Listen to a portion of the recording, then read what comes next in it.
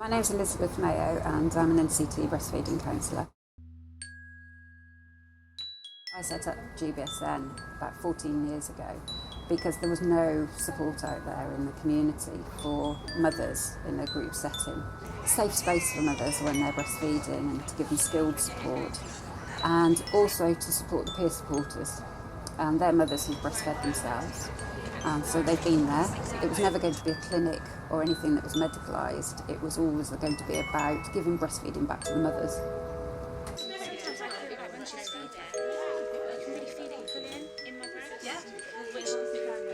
That's worse than nippling. Yeah. So is that just because of the way she's feeding, or is that down to like because she's not matching? Been attending the group for nearly 5 years.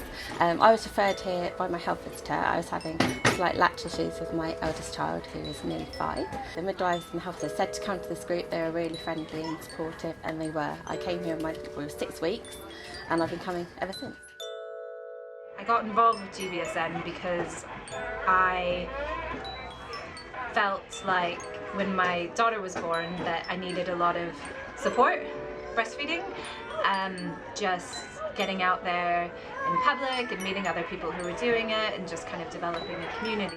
My little girl is 3.5 months old.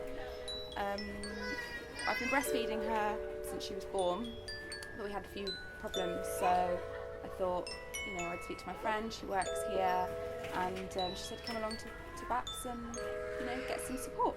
So I have done, and everyone's been really friendly, really helpful, and already within a couple of hours I've noticed a difference with her feeding. So I'm hoping that we can carry on breastfeeding like I'd like to breastfeed until she's at least 1, and take it from there, really. My daughter was 8 months old. I actually had postnatal depression, and it was a way to see like-minded mums who, some of them actually were in the same boat as me.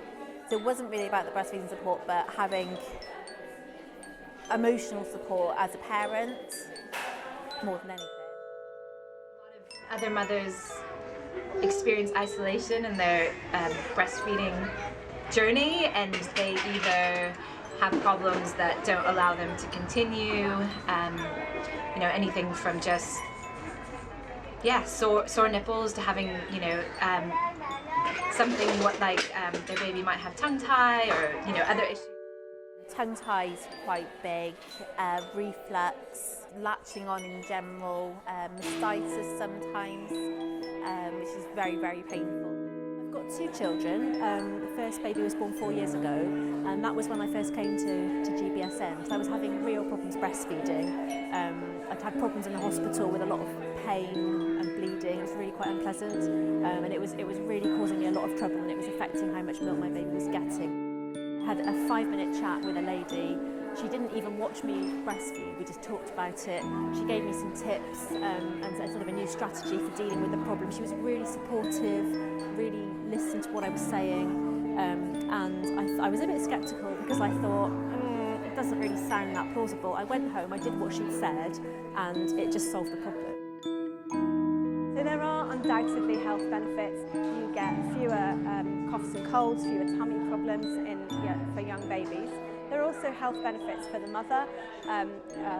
For example, the statistics say lower rates of breast cancer in women that have breastfed for a longer time. But there's also advantages such as the practical ones, not having to make up bottles all the time. There's also the attachment advantages, the bond that you get between the mother and the baby. There's also some amazing things that breastfeeding does. For example, when you feed your baby at night, the hormones that are produced help you get back to sleep. Your breast milk also, it adapts to their needs. So for example, if they're not very well, it'll give them the antibodies that they need. I strongly believe that breastfeeding is one of the most important things to help children in their early development. I think the most important thing that we teach mothers is that we're here to support, not to advise. We're here to listen, and we're here to be a friendly face. We have a professional breastfeeding counsellor at every group, so that is where the expert support comes from. Our role is exactly what it says on the tin, peer supporters.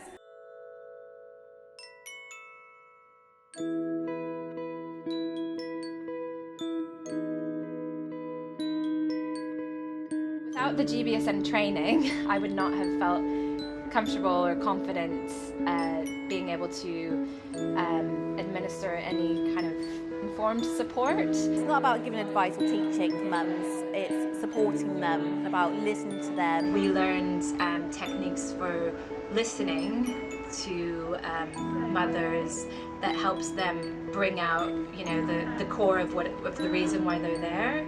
So, you know, not just active listening, but this kind of like strength-based exchange where you're really, in a sense, empowering the women to find answers themselves.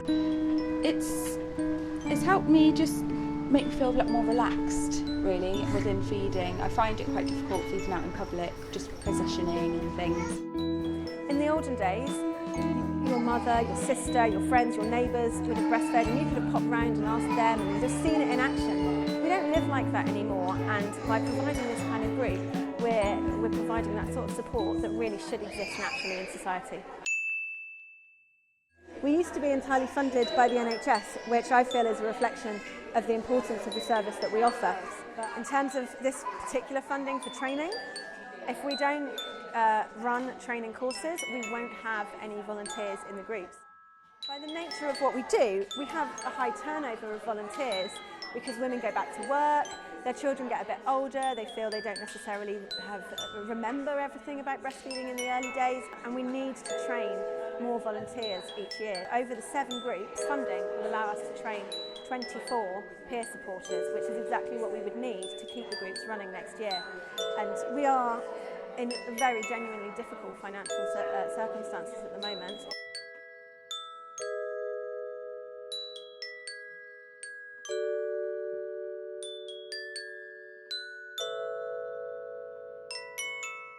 Is the only thing that in Gloucestershire for the mothers. When you hit a bit of a rocky road in your breastfeeding, it's having somebody in your street that says to you, it is like this sometimes, here are some suggestions. The NHS can't do this alone. This is about giving it back to the mothers. So we end up with mother-to-mother support because that's what keeps you breastfeeding in the